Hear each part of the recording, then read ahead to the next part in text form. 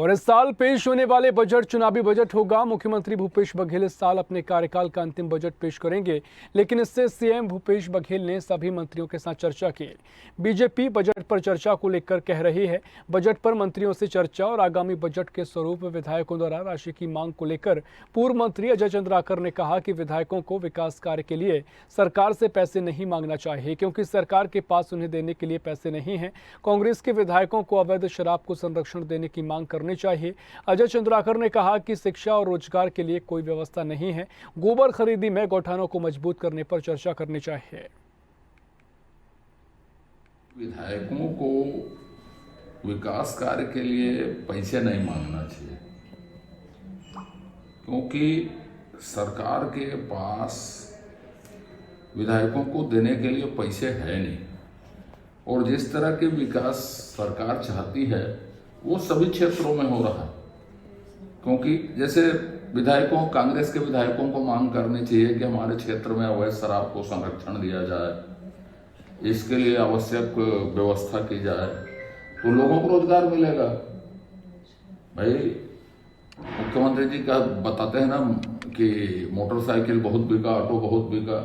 अवैध शराब की बिक्री से फंड फ्लो होगा, क्योंकि यहाँ सरकार ऑल टाइम सबसे ज्यादा शराब बेच रही है। खनिज की बिक्री ऑफलाइन हो रही है, तो आवक, इनकम उससे घट रही है।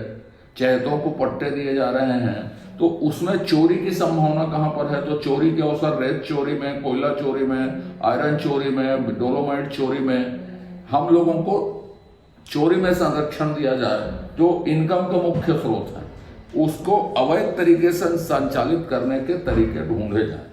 बजट पे चर्चा इस सरकार का सामान्य दैनंदिन कार्य है। जब भी बजट बनाना होता है, मुख्यमंत्री संबंधित मंत्रियों से चर्चा करते हैं, उनके विभाग की क्या आवश्यकता है उसके हिसाब से बजट में प्रावधान रखा जाता है।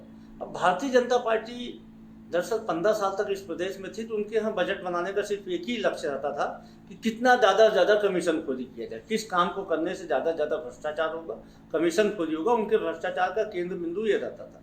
तो उन्हें बजट पे जो चर्चा है वो फिजूल लगेगी। हमारी सरकार बनने के बाद देखिए 1,50,000 करोड़ तो हमने सिर्फ किसानों के खाते में डाला। हमने गोधन न्याय योजना चालू किया, हमने राजीव गांधी किसान न्याय योजना चालू किया, हमने कृषि मजदूर ग्रामीण न्याय योजना चालू किया। तो इस प्रकार से हमारी सरकार आम आदमी के सशक्तिकरण में भरोसा करती है।